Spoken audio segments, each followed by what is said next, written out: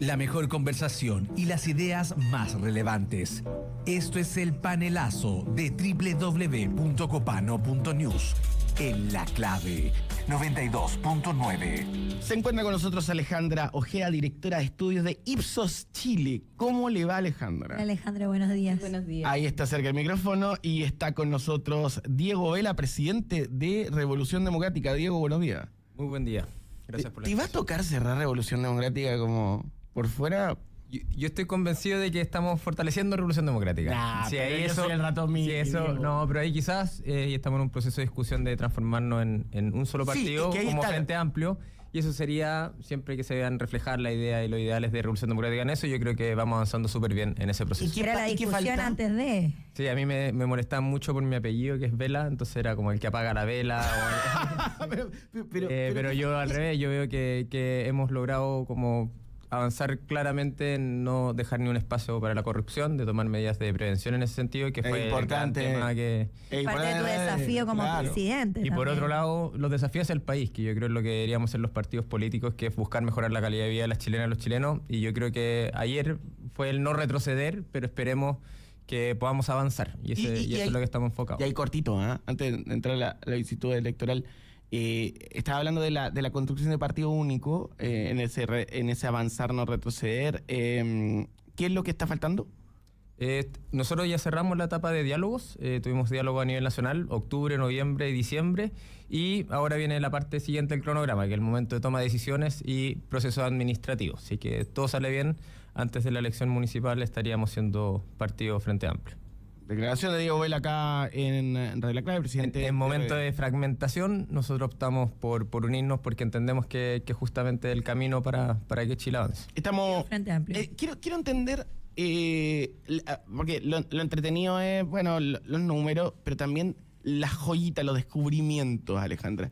¿Qué estás viendo que te llama la atención? Mira, yo partiría respondiendo otra pregunta en Dale, este la momento. que tú quieras. Sí. Dale. Para de luego entrar con los números, con las sorpresas, con todo eso.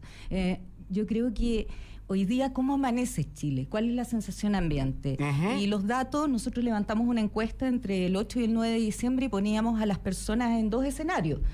Gana el a favor. ¿Y qué pasa con esto? ¿Cómo seguimos? ¿Qué sensaciones hay? Gana el en contra. Y yo creo que hoy día Chile amanece con dos sensaciones. La primera, alivio. Porque efectivamente nosotros veíamos que había repuntado en los últimos días la intención del voto en contra.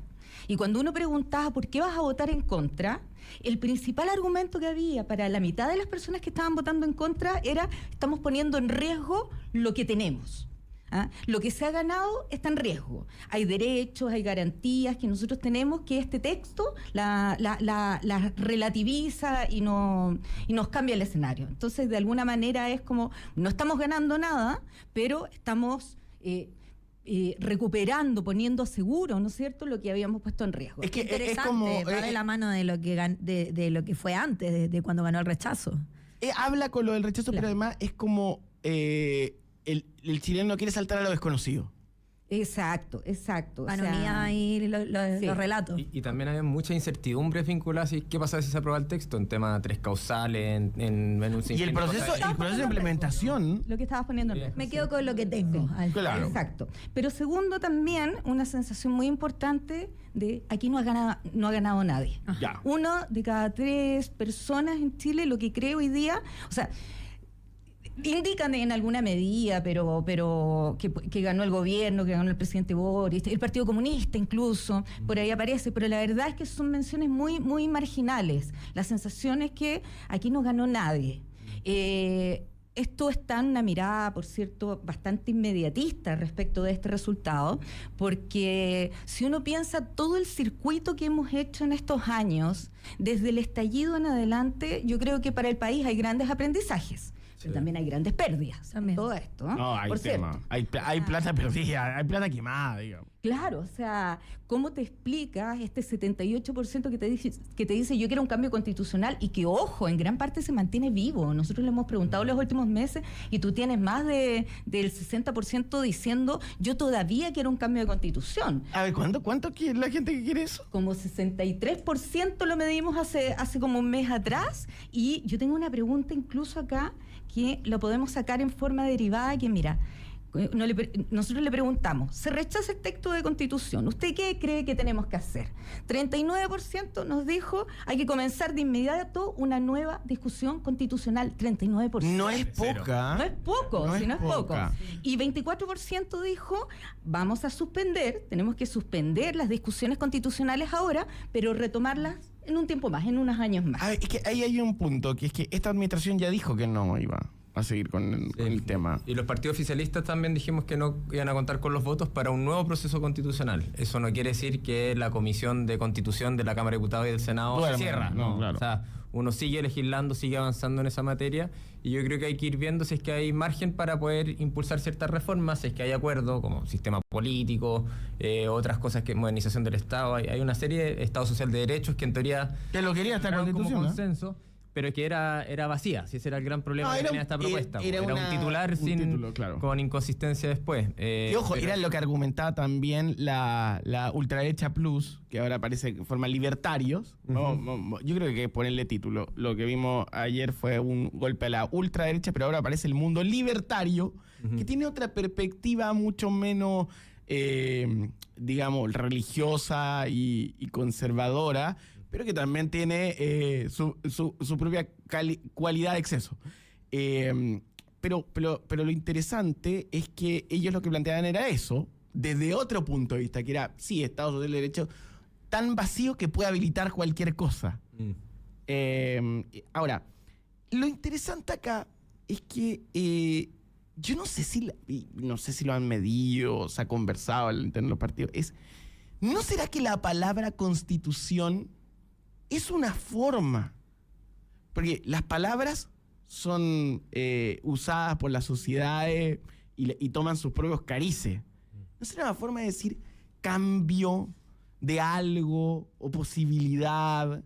¿No hay algo asociado al concepto de constitución que se haya medido? Porque la gente, claro, probablemente es una de las lecciones más locas de estos 4 años, porque uno dice, no sacamos nada. No, ojo, más allá del cambio de los quórums, etcétera. Sí, la gente quizás sabe que ahora existe un documento que se llama Constitución.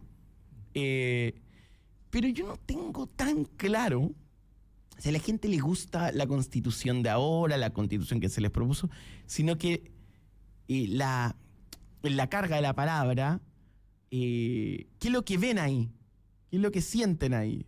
Porque quizás no es la palabra, es cambio, es como... Mayor igualdad, probablemente. Sobre todo más después de derechos, dos mayor procesos. igualdad, asegurar. Mira, números, si uno sigue, yo estoy muy tentada de escribir la historia de este proceso en números. Sí, es increíble. Porque lo fuimos viendo desde el inicio. Nosotros salimos con la primera encuesta en Ipsos, el fin de semana del estallido, un poco para tratar de entender lo que estaba pasando. Mira, les pongo números.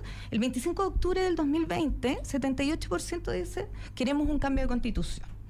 Cuando en noviembre de 2020, algunas cifras relacionadas con tu pregunta, Nicolás, había 75%, 3 de cada 4 personas muy interesadas en el proceso constituyente. 70% que decía yo estoy muy informado, muy informada respecto de lo que implica una constitución y la importancia que tiene para el país.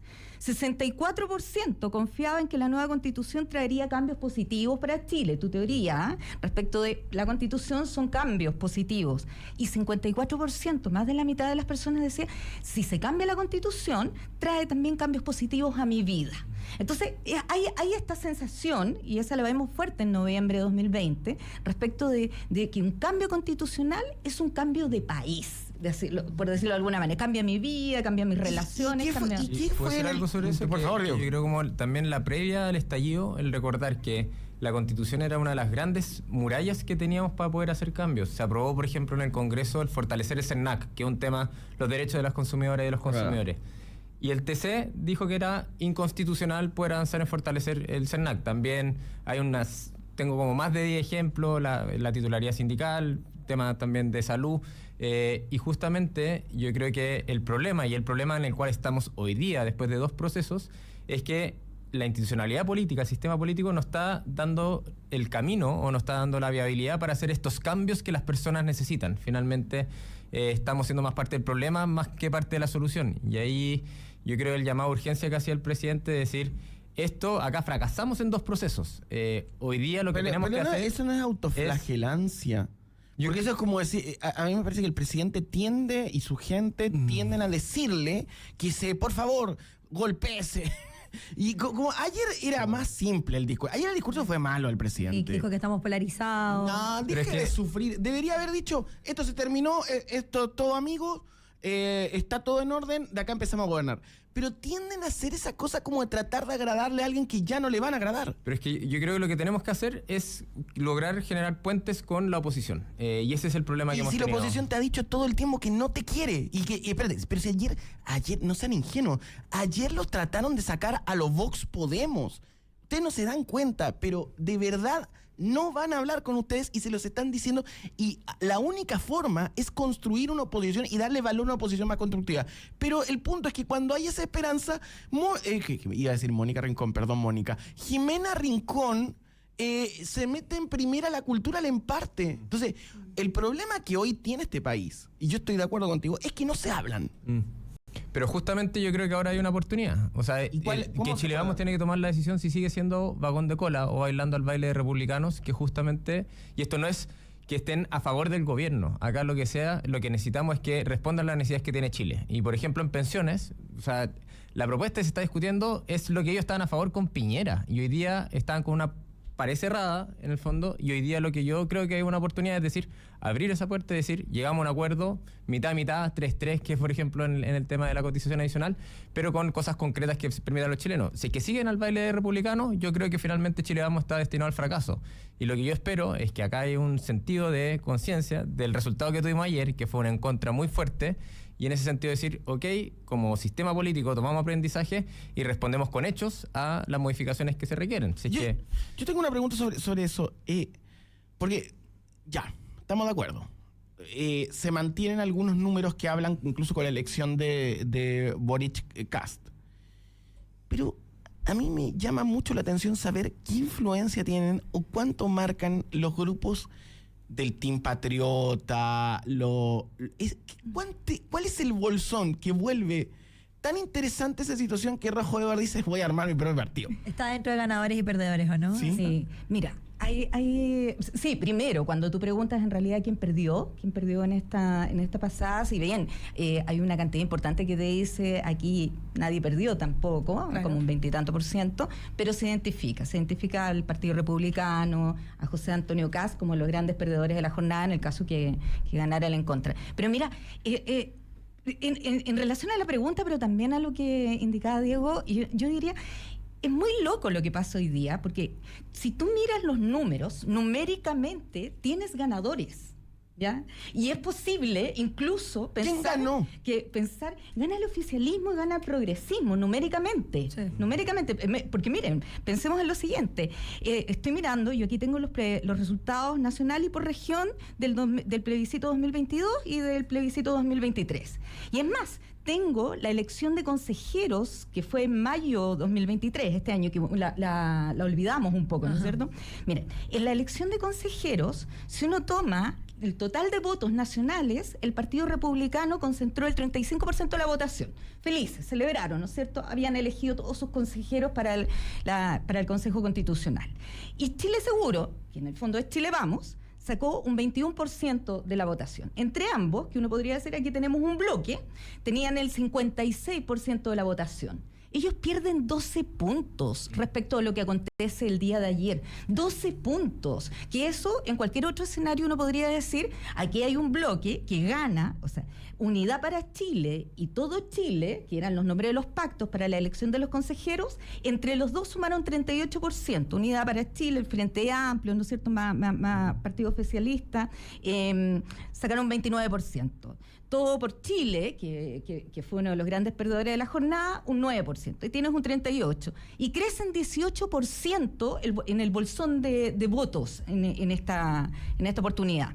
Entonces tú dices, numéricamente hay para celebrar. Pero anoche no había nadie celebrando las calles, en ninguna ciudad de Chile, ¿ya? Y porque contrasta con la sensación ambiente, contrasta con lo que te muestra los estudios de opinión pública, lo que nosotros levantamos, donde la sensación es que aquí nadie ha ganado. Entonces, hay que de alguna manera también significar este proceso, porque está la sensación del modo rotonda, como que volvimos hace 4 años atrás, sin aprendizaje, sin avance.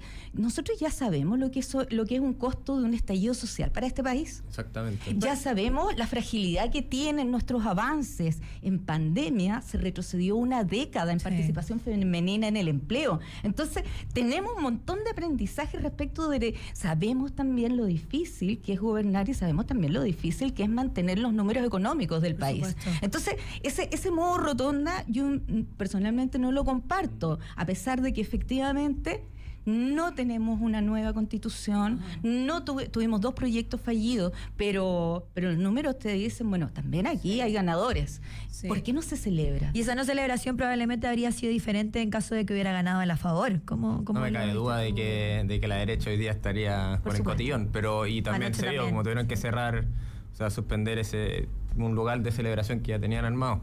Pero yo creo que es muy relevante el punto, porque justamente yo creo que sí se cierra este proceso constitucional, y en eso yo creo que hay un avance, y son los 4/7, porque justamente habilitan a que la democracia pueda realizar mayores cambios. Pero por otro lado, el malestar ciudadano se mantiene, y ese es el problema que tenemos, y esto es, o sea, es lo que explica el estallido, y así como el estallido que fue algo gigante, también hemos tenido otros pequeños estallidos, otros pequeños momentos de malestar, y eso se observa en muchas encuestas cuando uno habla con la ciudadanía, y por eso es lo importante que la política responda a los problemas que están teniendo los chilenos y las chilenas. Yo creo que, sinceramente, si es que de aquí a 3 meses no logramos acuerdo, es que no entendimy nada. Ahora, y lo que espero es que sea distinto esta semana. No, si allí es como...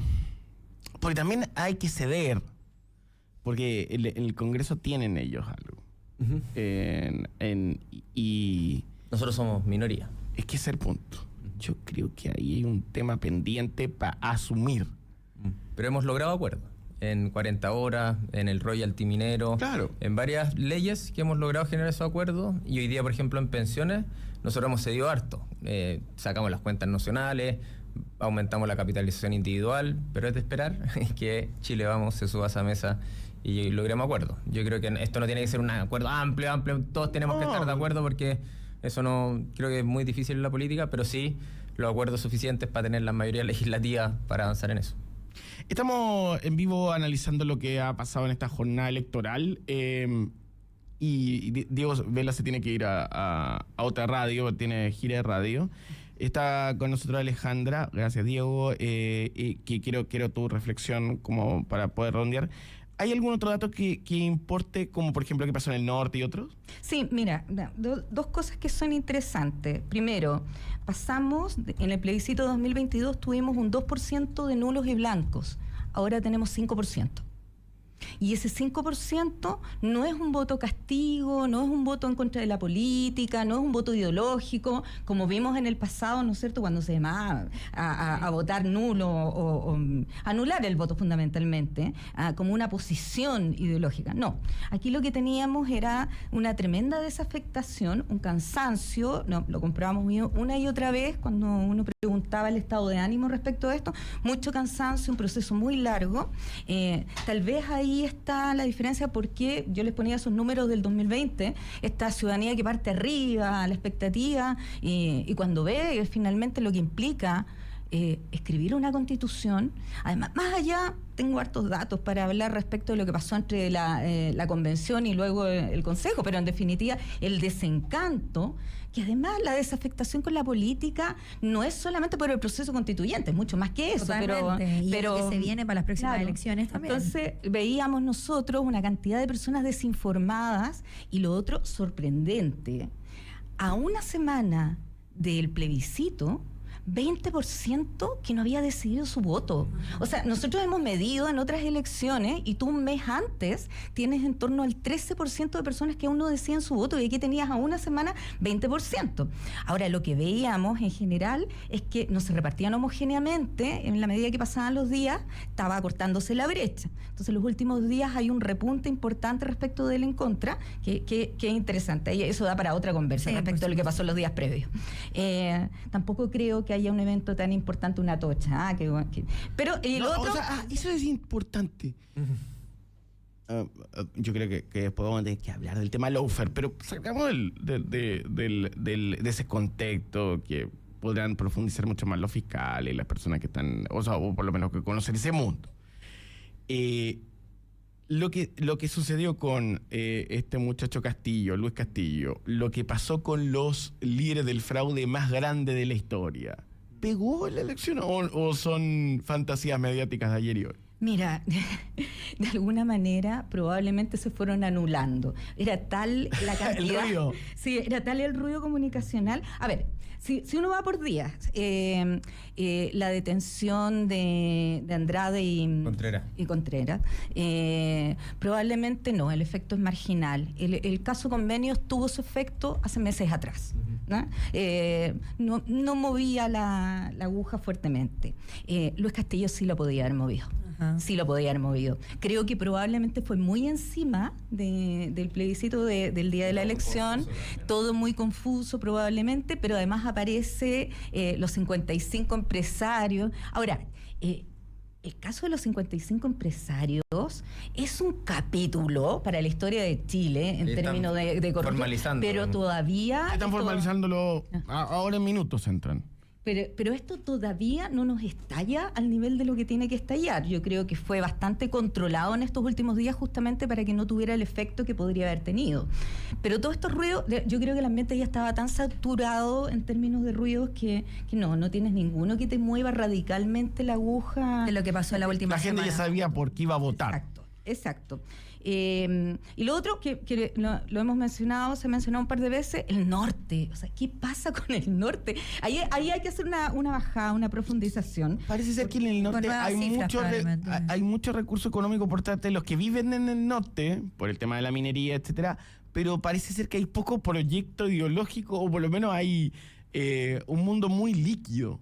Probablemente, pero mira, o sea, si uno tomase las claves en que se comunicó el proyecto constitucional, le hablaba al norte. Le hablaba de control migratorio, de seguridad pública, todo el país, por cierto, pero le hablaba al norte principalmente.